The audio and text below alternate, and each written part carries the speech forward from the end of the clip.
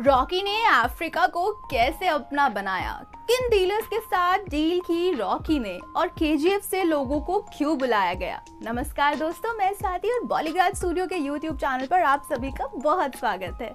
कैसे हैं आप लोग? मुझे यकीन है कि अच्छे होंगे और अच्छा होना भी चाहिए। तो दोस्तों, लास्ट वीडियो में मैंने आपको बताया था कि कैसे रॉकी अफ्रीका पहुंच जाता है। अब अफ्रीका पहुंचने के पीछे जो उसका मकसद है, उसका काम है उसे पूरा करना। अब जब रॉकी अफ्रीका पहुंचता है तो उसे कासिम चाचा जहाज में खड़े मुस्कुराते हुए दिखाई देते हैं, जो रॉकी को आता देख काफी मन मुस्कुरा रहे हैं।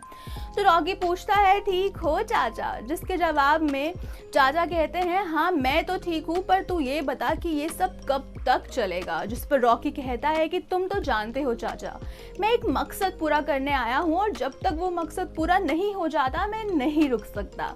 और ऐसा कहकर वो अपना चश्मा लगाकर अपने जहाज में जाकर बैठ जाता है।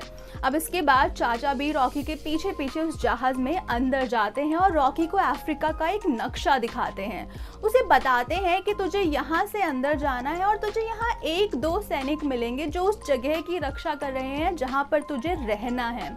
चाचा बताते हैं कि सारे इंतजाम हो चुके हैं, तेरे लिए एक प्राइवेट बंगला है और जहाँ पर एक पब भी है और जहाँ 2-3 वीआईपी ही आते जाते हैं, पर तुझे फिर भी ध्यान रखना और सुरक्षित रहना ज़रूरी है। अब इसके बाद दिखाया जाता है कि रॉकी अपने पैर पर पैर रखता है और ट्रांजिशन हो जाती है और वो उसी जगह पर पहुंच जाता है जिसके बारे में बात हो रही थी।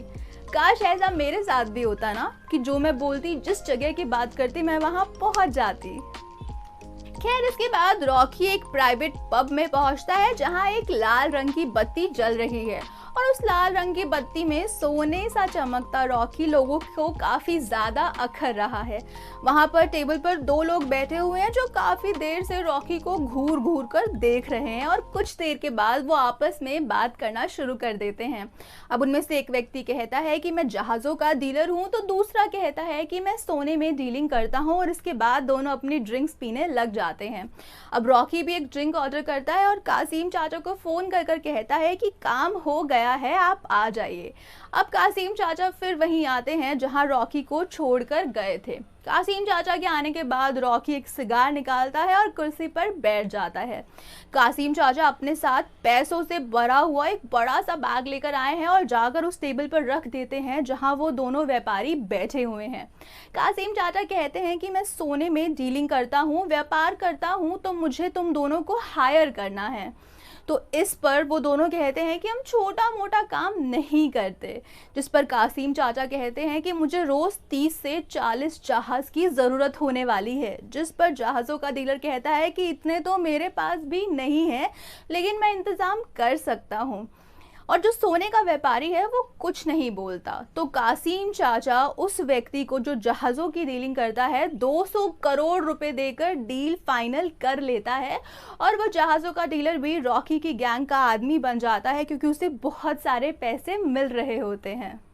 थोड़ी देर बाद कासिम चाचा फिर उसी पब में आते हैं जहां वो पहली बार रॉकी उस जहाज डीलर और सोने के व्यापारी से मिले थे। अब इस बार वो सोने के व्यापारी को एक ऑफर पेश करते हैं और कहते हैं कि मैं चाहता हूं कि तुम सारा का सारा माल मुझसे खरीदो और आगे भी मैं ही बेचूंगा।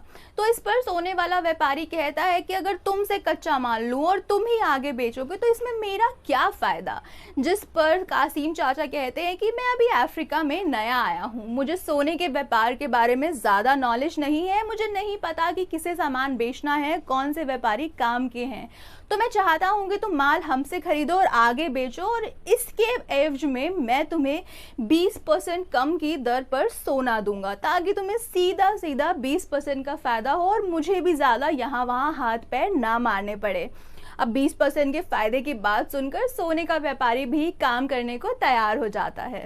अब उस पब में अफ्रीका के छोटे छोटे डीलर्स का आना जाना लगा रहता है। रॉकी खुद तो कुछ काम नहीं करता, सब काम कासिम चाचा से ही कराता है और ऐसे कर कर धीरे धीरे अफ्रीका के गोल्ड बिजनेस में अपने पैर पसारने लगता है।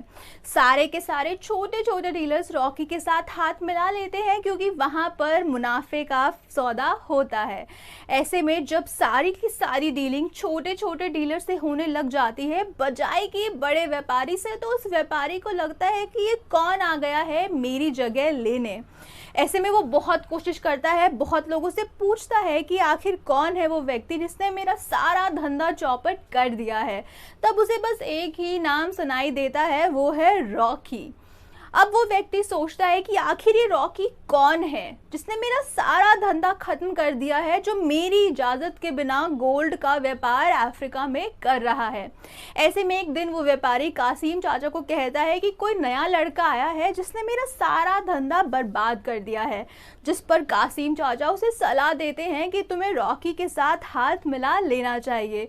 जिस पर वो व्यापारी कहता है कि मैं यहाँ का सबसे बड़ा व्यापारी हूँ, कोई मेरी इजाज़त के बिना यहाँ कुछ नहीं कर सकता और कोई मुझसे टकराएगा तो वो कुचल दिया जाएगा। तुम एक काम करो कि तुम पता लगाओ कि आखिर ये रॉकी है कौन।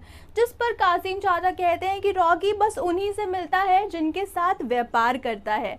तो वो व्यापारी पूछता है कि तुम्हें ये सब कैसे पता। जिस पर कासिम चाचा कहते हैं कि मैं भी रॉकी के साथ ही काम करता हूँ। और तभी एंट्री होती है हमारे रॉकी की, जिसके एक हाथ में सिगार है और दूसरे हाथ में एक सूटकेस है, और वो चुपचाप आकर वहां पड़ी एक कुर्सी पर बैठ जाता है। तो व्यापारी पूछता है कि तू तू है रॉकी।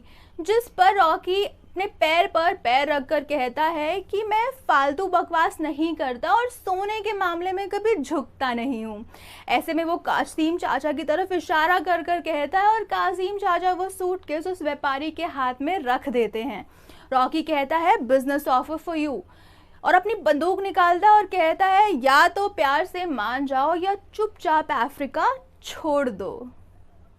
अब रॉकी कहता है कि जहां रॉकी जाता है वहां मौजूद सब कुछ रॉकी का हो जाता है, तो अब तुम प्यार से मानो या जबरदस्ती से, फैसला तुम्हारा है।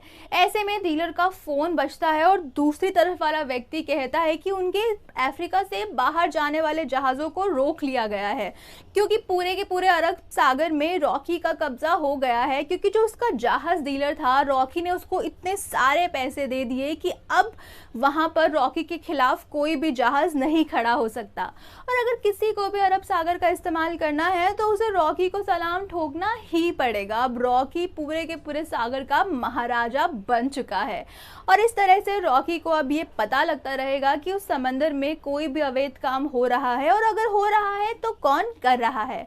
ऐसे में अब उस व्यापारी के पास कोई और चारा नहीं बचता है और उसे रॉकी से हाथ मिलाना पड़ता है। अब आगे जाकर रॉकी को लगता है कि उसने सारे छोटे बड़े डीलर्स को अपने अंडर काम कराना शुरू कर दिया है, लेकिन उसे सोने की ज़रूरत फिर भी है और वो फाइनलाइज करता है कॉन्गो शहर को, जिसके किनारे पर किबादी नदी बह रही है। वहाँ पहले से एक बड़ा सा गड्ढा खोदा जा चुका है जहाँ पहले से ही सोने की खुदाई चल रही है, और अफ्रीका का वैसे भी इतिहास सोने के मामले में काफ़ी अच्छा रहा है, तो उसे उम्मीद है कि उसे सोना आसानी से मिल जाएगा, लेकिन ऐसा होता नहीं है। दोस्तों, काफ़ी खुदाई के बाद भी उनके हाथ कुछ नहीं लगता। ऐसे में रॉकी एक शिप को इंडिया भेजता है और वहाँ कहा जाता है कि छोटे बच्चे, महिलाएं और बुजुर्ग को छोड़कर सब इस जहाज़ में बैठकर यहाँ अफ्रीका आ जाए। सब लोग वहाँ पहुँचते हैं और वहाँ पर फिर से खुदाई काफ़ी ज़ोर शोर से शुरू हो जाती है, लेकिन 4-5 दिन खुदाई करने के बाद भी उनके हाथ में कुछ नहीं लगता और वो लोग काफ़ी ज़्यादा निराश हो जाते हैं। अब ऐसे में रॉकी खुद हथौड़ा उठाता है और खुदाई करना शुरू कर देता है और 5वें दिन उन्हें पहली बार सोने के दर्शन होते हैं, और इस तरीके से वहाँ पर खुदाई कर कर कर वो बहुत सारा सोना पा लेते हैं। अब रॉकी ने अफ्रीका में 3-4 साल सोने का व्यापार किया और वहाँ से भारत, इंडोनेशिया, दुबई और न जाने कहाँ कहाँ सोना भेजा, जहाँ पर मौजूद उनके डीलर सोने को लोगों को कम दाम में बेचते हैं, जिससे दोनों पार्टीज को काफ़ी ज़्यादा मुनाफा हो जाता है। अब जैसे जैसे रॉकी का व्यापार बढ़ रहा है वैसे वैसे उसके दुश्मन भी काफ़ी ज़्यादा बढ़ रहे हैं, और ऐसे ही कोई दुश्मन उसकी शिकायत भी कर देते हैं। अब क्या होगा उस शिकायत का नतीजा? क्या रॉकी का बिजनेस यहाँ रुक जाएगा या रॉकी और करेगा एक्सपैंड? ये सब जानने के लिए आपको अगली वीडियो का इंतज़ार करना पड़ेगा और मुझे उम्मीद है कि आपको ये वीडियो पसंद आई होगी। अगर आई तो वीडियो को लाइक ज़रूर कर दीजिएगा, शेयर कर दीजिएगा और कमेंट कीजिएगा कि आप कितने एक्साइटेड है आगे की कहानी जानने के लिए। मैं आपसे मिलूंगी नेक्स्ट वीडियो में, तब तक के लिए अपना ख्याल रखें और सिनेमा देखते रहें। नमस्ते।